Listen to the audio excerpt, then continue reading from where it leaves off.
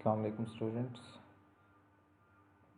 हम स्टार्ट कर रहे हैं अपना कोर्स ट्रेस एलिमेंट्स। इसमें हम ट्रेस एलिमेंट्स की इम्पोर्टेंस, इसमें बेसिक डेफिनेशंस इनको डिस्कस करेंगे। सबसे पहले हम डिस्कस करते हैं इस लेक्चर में एंथ्रोस्फीयर। एंथ्रोस्फीयर क्या है? यहाँ जैसे आप डायग्राम में देख रहे हैं, इस ज़मीन पर डिफरेंट पार्ट्स में डिफरेंट टाइप ऑफ एनवायरनमेंट मौजूद है। एक ऐसा स्फीयर, एक ऐसी जगह जहाँ पर बायोलॉजिकल ऑर्गेनिजम्स मौजूद हों, जहाँ पर लाइफ एग्जिस्ट करती हो, उसको हम बायोस्फीयर बोल देंगे। जहाँ पर वाटर एग्जिस्ट कर रहा है उसको हम हाइड्रोस्फीयर बोल देंगे। तो एंथ्रोस्फीयर ऐसी कौन सी जगह होगी? इसी तरीके से आपने कुछ वर्ड सुना होगा पहले, लिथोस्फीयर। तो लिथोस्फीयर हम एक ऐसी जगह को कहते हैं जहाँ पर सॉइल मौजूद होती है, लैंड मौजूद होती है। So what is the anthrosphere? Let's discuss more about it. Anthrosphere actually is a technosphere. So technosphere क्या है? कुछ एक ऐसी सिविलाइजेशन, एक ऐसा स्फीयर या बायोस्फीयर का स्पेसिफिकली वो हिस्सा जहाँ पर आज की टेक्नोलॉजी का असर है, जहाँ पर टेक्निकल सिविलाइजेशन ने इन्वेड किया है, जहाँ ह्यूमैनिटी ने इन्वेड किया है, जहाँ ह्यूमैनिटी उस इकोसिस्टम के अंदर आई है और उस इकोसिस्टम को इम्बैलेंस किया है। नेचर अपने तरीक़ाकार से एक काम सरअंजाम दे रही थी, वहाँ पर तमाम बायोलॉजिकल रिएक्शंस, केमिकल रिएक्शंस हुए चले जा रहे थे। लेकिन ह्यूमैनिटी प्लैनेट अर्थ पे आती है, पॉपुलेशन बढ़ती है, पॉपुलेशन के प्रेशर के साथ साथ इस अर्थ पे फूड का प्रेशर बढ़ता है, लिविंग स्पेस का प्रेशर बढ़ता है। वक्त मज़ीद गुज़रता है तो ट्रैवलिंग का प्रेशर बढ़ता है, लग्जरी की तरफ लोग मूव करते हैं। इन तमाम चीज़ों को काउंटर करने के लिए या बल्कि फैसिलिटेट करने के लिए टेक्नोलॉजी एंटर होती है। अब वो टेक्नोलॉजी अपनी जगह बना रही है ताकि ह्यूमैनिटी को सपोर्ट किया जा सके। इस तमाम सिनेरियो में एक सेपरेट स्फीयर डेवलप हो गया जिसको हमने टेक्नोस्फीयर का नाम दिया। And that technosphere is coming from the anthrosphere और एंथ्रोपोलॉजी और फ्रॉम द ह्यूमंस। सो इसको हम एंथ्रोस्फीयर कहेंगे। हमने एक चीज़ समझ ली कि एंथ्रोस्फीयर में ह्यूमैनिटी का रोल है, ह्यूमन बींग्स का रोल है, और ह्यूमन बींग्स ने आके नेचर के अगेंस्ट काम करना स्टार्ट किया। नेचुरल प्रोसेसेस चल रहे थे, हो रहे थे, केमिकल रिएक्शंस हो रहे थे, बायोलॉजिकल रिएक्शंस चल रहे थे, वाटर रिएक्शंस चल रहे थे। हमने ह्यूमैनिटी ने आके उसमें इंटरफेरेंस स्टार्ट की। So if we are interfering something, although we are doing for the benefit of humanity, for the human beings, even for the plants, even for the animals, उसके बावजूद हमने उसकी एक कॉस्ट पे की है। वो कॉस्ट नेचर ने भी पे की है। नेचर डिग्रेड हुई है उससे, उस नेचुरल इन्वायरमेंट डिग्रेड हुआ है। अगर कहीं पर माइनिंग हो रही है, माइनिंग नेचुरल वे में भी हो रही थी। कहीं पे आपको कुछ ज़खायर मिलते हैं, कुछ केमिकल्स मिलते हैं, कुछ डिपॉजिट्स मिलते हैं, नेचुरली मिल रहे थे, डेपोजिशन हो रही थी, इरोजन हो रही थी। लेकिन ह्यूमैनिटी आई तो ह्यूमंस ने डायमंड निकालना स्टार्ट किया, गोल्ड, आयरन, कॉपर, निकल, जिंक, इनकी डिमांड बढ़ी, ज़्यादा एक्सकवेशन की, ज़्यादा तादाद में इनको बाहर निकालना स्टार्ट किया, तो आपने उस इको सिस्टम को डिस्टर्ब किया, आपने उस बैलेंस को डिस्टर्ब किया। अल्टीमेटली ये हुआ कि लैंड भी डिग्रेड हुई, वो डिपॉजिट्स डिग्रेड हुए, वाटर साइकिल, एनवायरनमेंट, एयर, इन तमाम पे असर आता है। अगर हम एग्रीकल्चरल एक्टिविटीज़ के हवाले से बात करें तो आर्टिफिशियल एग्रो इकोसिस्टम जब आया तो उसने भी इस स्फीयर को, इस इकोसिस्टम को चेंज किया। फॉर एग्ज़ाम्पल, आज से कई सौ साल पहले तक वीट बहुत कदावर थी, उस पर उसको मज़ीद अडॉप्ट किया गया, उसको डोमेस्टिकेट किया गया, तो ये हम आर्टिफिशियली मज़ीद चीज़ों को लेके आए। हमने इसकी जीनोटाइप्स डिफरेंट डेवलप की, डिफरेंट वैराइटीज़ डेवलप की, नेचुरली जो वाइल्ड वैराइटीज़ हैं उसमें से हमने उसको मज़ीद लेके आए। तो हमने एक नेचुरल इकोसिस्टम को चेंज किया, और ये जो हमारा स्फीयर बनेगा इसको हम एंथ्रोस्फीयर और टेक्नोस्फीयर कहते हैं। So you just know these things कि ये इकोसिस्टम की डिफरेंट टाइप्स हैं, जिसमें आपको एक तरफ डेजर्ट नज़र आ रहा है और एक तरफ आपको फॉरेस्ट, ग्लेशियर्स और mountainous area, ocean. So these are the types of the ecosystem from around the world. Let's discuss something about the biological chemistry. तमाम biological compounds या biological organisms में एक specific type के chemical reactions proceed होते हैं। हर chemical का एक अपना बिहेवियर होता है। अब बायोलॉजिकल ऑर्गेनिजम्स जब अपनी फूड लेते हैं तो वो एक स्पेसिफिक किस्म की फूड को ऑप्ट करते हैं। For example, Pakistani community, Indian community wheat को बहुत पसंद करती है, it's a staple food. Second priority is a rice. Philippine में आप चले जाएं, उनकी पहली प्रायोरिटी राइस है। फिर आप रशिया चले जाएं या बाकी किसी और इस तरह के मुल्क में जाएं तो उनकी पहली प्रायोरिटी पोटैटो है। सो बायोलॉजिकल ऑर्गेनिजम्स ने एक स्पेसिफिक किस्म की चॉइस बना ली अपनी फूड पर। अब वो स्पेसिफिक चॉइस, वो स्पेसिफिक फूड, उसकी एक केमिकल कंपोजिशन डिफरेंट है। वीट में आएंगे तो उसमें प्रोटीन्स भी हैं, उसमें कार्बोहाइड्रेट्स हैं, उसमें न्यूट्रिएंट्स का लेवल डिफरेंट है। पोटैटो की तरफ जाते हैं तो उसमें पोटेशियम कंटेंट बहुत हाई है। डू यू थिंक कि इन तमाम, एक ऐसी कम्युनिटी जो पोटैटो ज़्यादा खाती है और एक ऐसी कम्युनिटी जो वीट ज़्यादा खाती है, उनके बायोलॉजिकल सिस्टम में, उनकी ह्यूमन केमिस्ट्री में, उनके एनिमल्स की केमिस्ट्री में कोई फ़र्क होगा? So biological selection leads to the chemical composition of specific organisms, or we can say that the biological selection basically controls the chemical composition of that plant, of that animal or the human beings. ये चीज़ major compounds में भी है, minor compounds में भी आती है।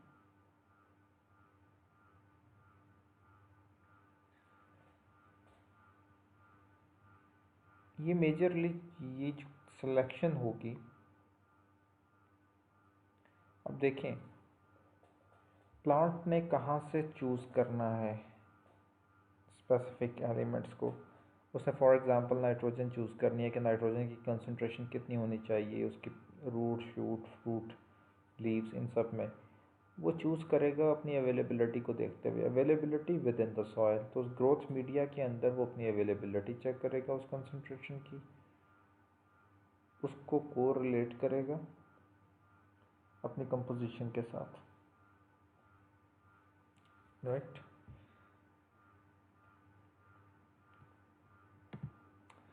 Trace elements की importance क्या है?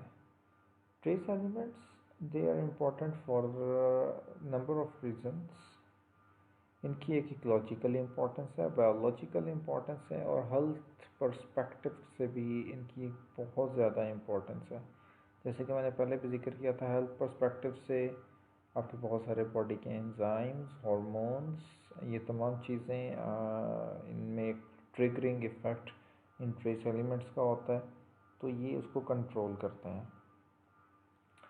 इकोलॉजिकली इकोसिस्टम को स्टेबल रखने में, उसकी कंपोजिशन को मेंटेन रखने में they have key role. Biologically as I said कि जिस तरीके की बायोलॉजिकल सिलेक्शन होगी, it will leads to the chemical composition of that human being, that organism. इसी तरह से जब ये गैशियस पोल्यूटेंट्स और एटमॉस्फेरिक ट्रेस एलिमेंट्स एक दूसरे के साथ रिएक्ट करते हैं, तो इनकी भी एक इम्पॉर्टेंट कंसिड्रेशन बनती है। फॉर एग्ज़ाम्पल, फेज़ ऑक्सीडेशन जब होती है कि SO2 से SO4 बनेगा, तो इसमें एक ऑक्सीडेशन हो रही है। इस ऑक्सीडेशन को प्रोसीड करने के लिए भी एक ट्रेस एलिमेंट रिक्वायर्ड होता है। इस सिनेरियो में मैंगनीज ये काम जल्दी करता है और SO2 को SO4 में बनाता है, जो कि बहुत सारे केमिकल रिएक्शंस में इम्पॉर्टेंट है। सिमिलरली HNO2 जो कि एक एरोसोल है, और एरोसोल आपको अंदाज़ा होगा कि ये ओजोन डिप्लीशन में कितने इम्पॉर्टेंट हैं। HNO2 ये NO2 बनाएगा। NO2 की कंसंट्रेशन ऐसी सूरत में ज़्यादा होगी अगर उस एनवायरनमेंट में, उस एटमॉस्फेयर में कॉपर, मोलिब्डेनम और जिंक की कंसंट्रेशन हाई है। So these trace elements, these minor elements, micronutrients, they basically trigger some of the very important chemical reactions. Here we can discuss the schematic model of the chemical element transport and energy flow. What is basically an energy flow? Energy flow ऐसे है कि अगर आप chemically, चलें हम वहाँ से बात स्टार्ट करते हैं जो पहले हमने डिस्कस की कि बायोलॉजिकली आपने एक स्पेसिफिक फूड ऑप्ट कर ली कि आपको वो फूड पसंद है। दो तरह के लोग हैं, एक इस तरह के जो सब्ज़ी खाते हैं, दूसरे तरह के लोग हैं जो गोश्त को ज़्यादा प्रेफर करते हैं। Both of them they have different nutrients composition, both of them have different elements. अब उनमें एनर्जी किस तरह से होगी? प्लांट्स ने न्यूट्रिएंट्स एब्जॉर्ब किए और सनलाइट आई, they made some specific sort of the energy. Just आप यहाँ पे देख सकते हैं, energy source is coming from the sun, photosynthesis हुई, प्रोड्यूसर्स के पास एनर्जी स्टोर हो गई। Who are the producers? These plants are the producers. ये प्रोड्यूसर्स अल्टीमेटली कंज्यूमर्स के पास चले गए। Consumers they are the human beings और द एनिमल्स, दोनों के पास चली गई। एनर्जी शिफ्ट होगी, that is the energy flow, कि एक ऑर्गेनिज्म से दूसरे ऑर्गेनिजम्स के पास जा रही है। आप खाना क्यों खाते हैं? एनर्जी के लिए खाते हैं। कुछ हिस्सा इसी फोटोसिंथेटिक प्रोड्यूसर्स का जो हम नहीं खा पाते या एक्स्ट्रा होता है या जो वेस्ट होता है, वो सॉइल में वापस चला जाएगा, गार्बेज में चला जाएगा और अल्टीमेटली वो डिकम्पोज हो जाएगा। कंज्यूमर्स में से भी वो चीज़ डिकम्पोज होगी। अल्टीमेटली डिकम्पोजिशन का प्रोसेस तब होता है जब बहुत सारे केमिकल प्रोसेसेस माइक्रोबायोलॉजिकली और बायोकेमिकली हो रहे होते हैं।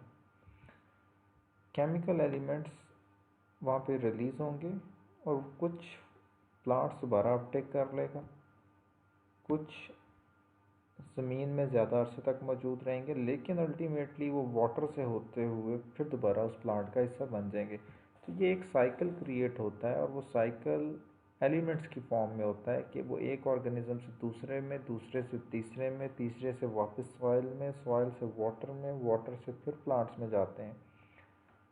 Basically these elements they have the energy और ये एक चेन रिएक्शन बनाए चले जा रहे हैं।